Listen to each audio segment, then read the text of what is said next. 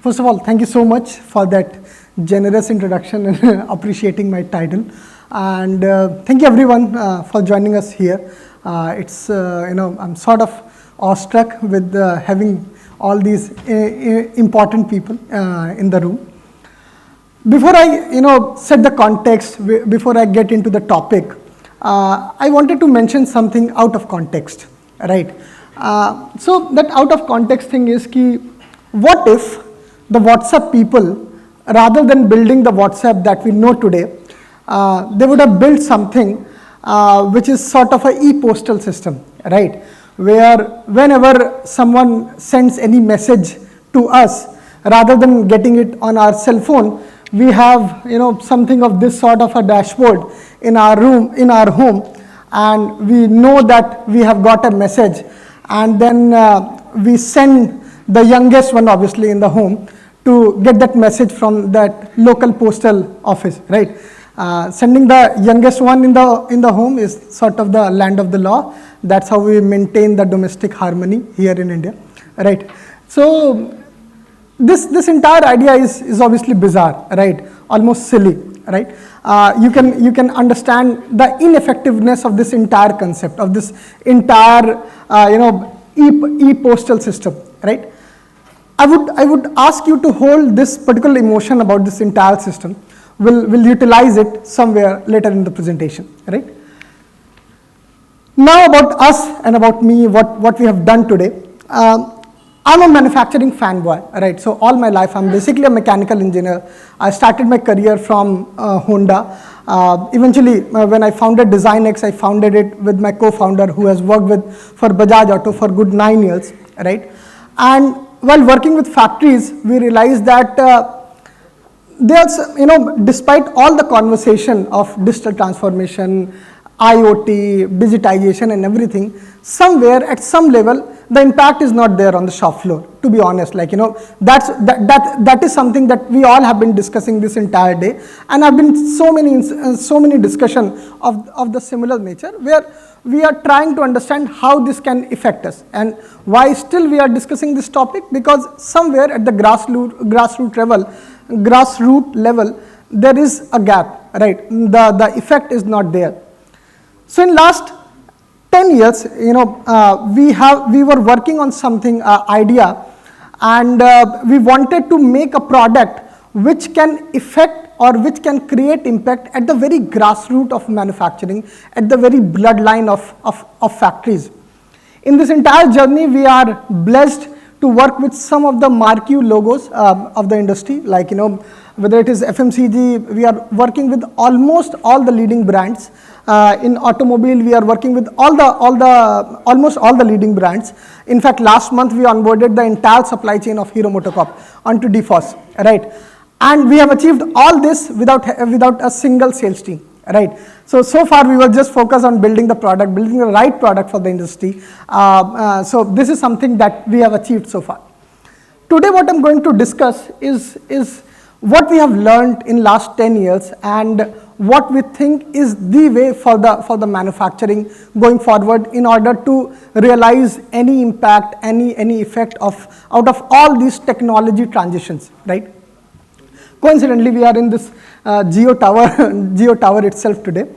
But before getting into all these logos and getting into DFOS, I would just first like to explain my title, Disrupt Without Disruption, right?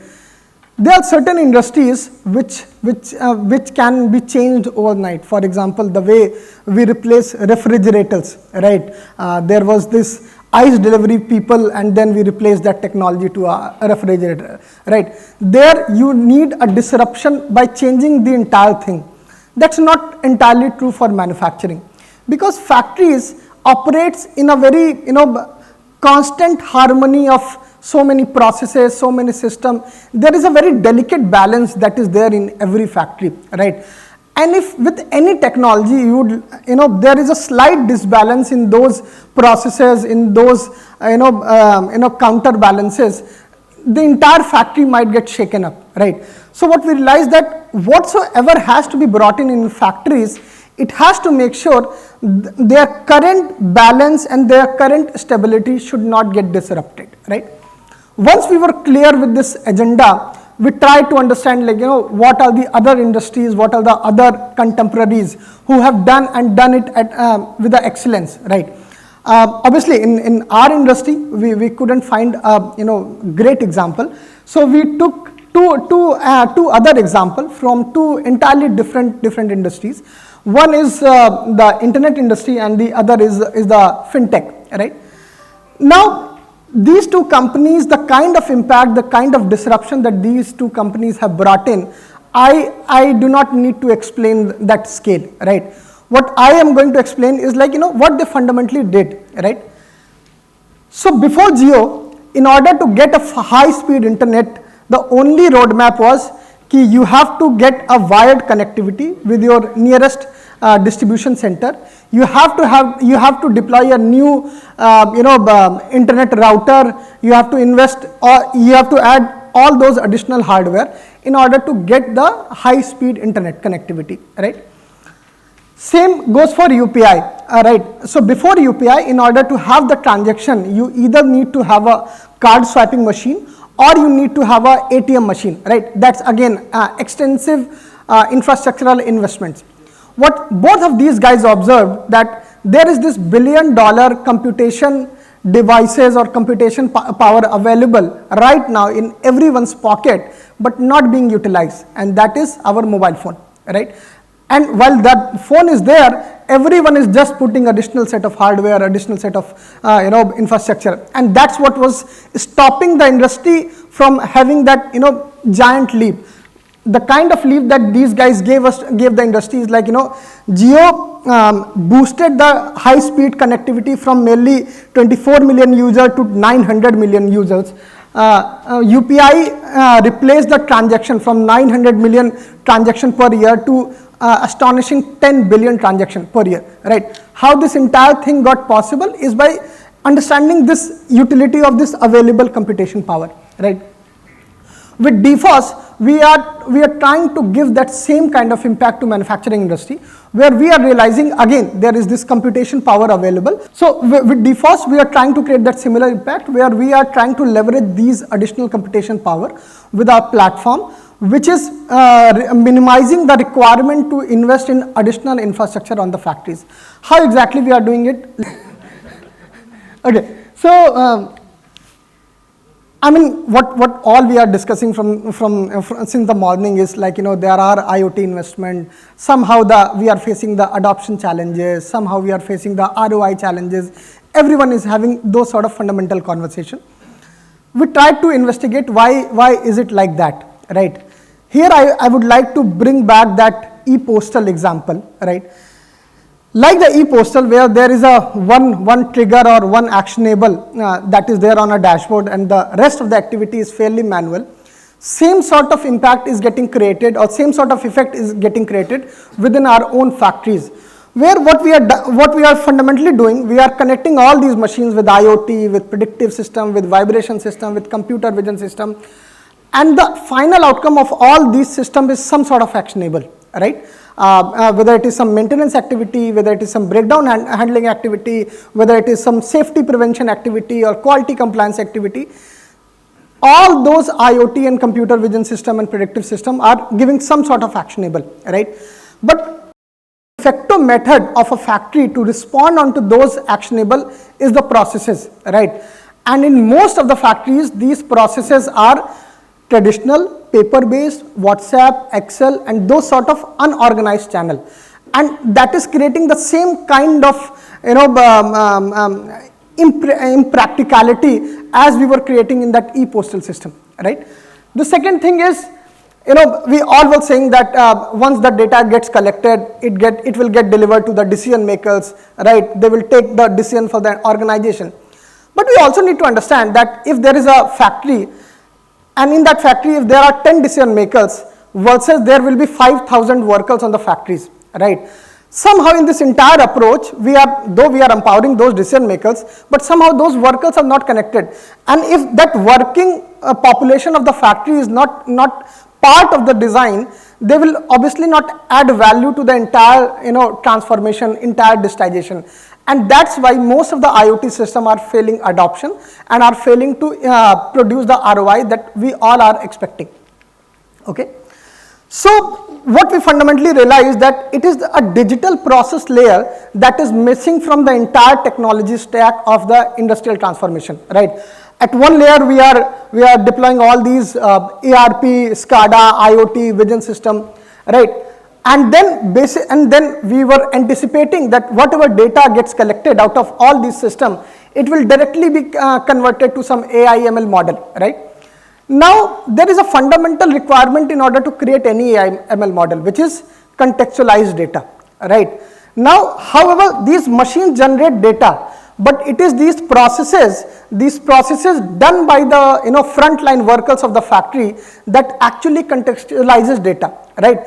And that is why every single company is saying that we are trying to make the AI ML model, but it is just that it's very hard to get that context out of the data, right? And why anyone is failing to have that context of the data, because that entire layer is not even connected, right? And that is something that we are solving. Now, connecting these digital processes has two kind of impact. One is whatever actionable that these IoT, vision or AI/ML based system will generate, this connected process will make sure that there is a closed loop, right? It is not just one red light blinking in some dashboard which no one is taking care about. It will get taken care through the predefined processes, right?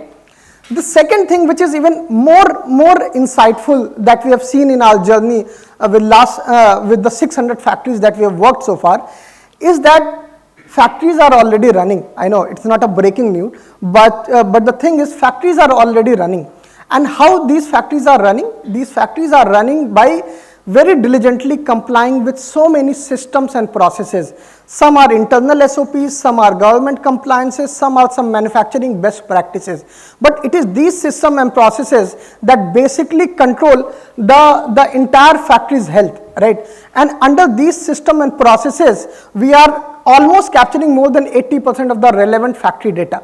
So digitizing these processes not only increases the response time onto the actionable, but it immediately makes all that 80% of the data that you are already capturing, and it is available for the analytics, right? So now there is no barrier to go for the IoT first in order to collect the data. Just by appifying your processes, you can quickly have all the data accessible, right? Now the question is, if it is so logical to address processes, if processes are the actual fruit that we should be biting, and if they are the low-hanging fruit, why the hell we are not attempting it, and why the hell no one has cracked it yet, right? It is hidden in the very nature of these processes. These processes, first, they are super complex, right? Second, though every single factory follows same set of process, but they are hyper localized, hyper personalized, right? The definition of these processes change factory to factory, plant to plant. Even, we are there in all the factories of Unilever across Southeast Asia. They are following the same process, but in every factory, the definition of those processes changes dramatically, right? And that is why there is no out of the shelf process. In fact, if you look at the example on the screen, it is possibly one of the most simplest process in the world. It is operator suggestion, employee suggestion process digitization. It is a replication of all those red suggestion boxes that we used to see in the factories. And when the factory tried to digitize it, that is the workflow that ended up making. Right. So this is the nature of processes in factory. If someone is giving a suggestion, first it has to be scanned by different departments, then it has to be allocated to different people, and then it gets executed, then it gets validated, and then ROI and everything gets calculated. So even a simple suggestion process can be this complex. You can totally imagine how a process of production, quality, safety, maintenance, utility, and store, how complex they could be, right? And it's not just they are complex, there are so many. Like this is one of our entry-level factory suite, which basically consists of 60 plus processes. In a typical factory, there is about 250 to 300 process, right? And by any typical traditional method, digitizing a process typically takes about 6 months, right? And you can totally, imagine following a path of that typical or traditional method and taking that path for all these 60 plus processes, where it will lead to? It will eventually lead to impossible, right? That's why these processes are not cracked. And at DesignX, we basically deliver this entire thing in like 30 days and or less, given how better communication we are having with you, right? Now, when we try to think of the solution, like, how possibly we can solve it, right? We try to explore so many platforms, we try to explore so many ideas. Eventually, we took inspiration from the nature itself. The picture that you're looking in front of you is called Mandelbrot set. It is a graphical solution of this simple equation z equal to z square plus c. The image that you're looking in front of you, no matter how complex it is looking right now, or it is sort of almost chaotic right now, but if I give you explanation, it is nothing but replication of this black image at a smaller and smaller and smaller scale, right? And when you take this concept and when you explore this concept, you would realize that the entire nature is made out of the same concept. It is called Mandelbrot set, right? And the entire nature, including us, are just outcome of a structure getting repeated at a smaller and smaller and smaller scale, right? So when we try to create a solution for this manufacturing and this complexity of the manufacturing, we thought, what if rather than building a hard-coded solution, what if we can make a solution which is inspired by this, where the user, sorry, it is a little blurry. So the solution that we built is where we included all the fundamental element that creates a manufacturing process, right? And then we made it available in a DIY fashion, where just by dragging and dropping element, you can create any complex process, whether it can be that suggestion box or it can be anything out of that list, right? Once you define this process, including the workflow, immediately a mobile phone application gets generated. You can create the dashboard and everything. It allows to collect data from any of your machineries. But more than that, it allows you to define how those actionable will be taken care of, right? That's the important thing. And finally, it has a conversational layer on the top of everything, where once all those 300 processes, data for all those 300 processes are collected, the decision maker can talk to their factory in pure English. They are not dependent on to any BI developer in order to create their specific report, specific dashboard. You can have a chat GPT like experience, where you can just say why my last 10 orders for Africa or for any country is delayed, right? And the system will tell you whether it is the machine, whether it is the man, whether it is the method, whether it is some specific department, or whether it is some person who was on leave, right? You will get those sort of insights, which is never possible in any traditional approach, right? I mean, so one of the things that we finally create is a Lighthouse Factory. We are creating it for Unilever and so many other brands. Ultimately, we improve all the fundamental KPIs of a factory, which is safety, quality, delivery, cost, and people. I've already explained the speed at which we deliver. Generally, the digital transformation roadmaps are for 2 years, 3 years, and so on and so forth. We do that entire job in 1 month. That is the speed at which we operate. And just because you are doing more than 200 plus use cases within a single platform, it obviously gives you that economy of scale, right? That's the benefit that you get with DFOS. So finally, I'll conclude my presentation with just one simple observation that we have at DesignX. For so long, technology was hyped that it will replace the blue collars, right? This is the pitch everywhere, that it will replace the blue collars. It will replace the blue collars. What I fundamentally think, that it will change the nature of white collar jobs from merely this supervisor of the processes in a factory. Because today, if you will talk to any department head, any factory head, his top one priority is if my process and systems are compliant or not, right? If that part is sorted, what is their job will transform to? It will get transformed to growth agents, right? Now they will have the data, and their job description will change from the supervisor to probably growth manager, right? This is something what technology is going to change on the shop floor, and this is our take on the entire manufacturing transformation bit. Thank you so much, everyone.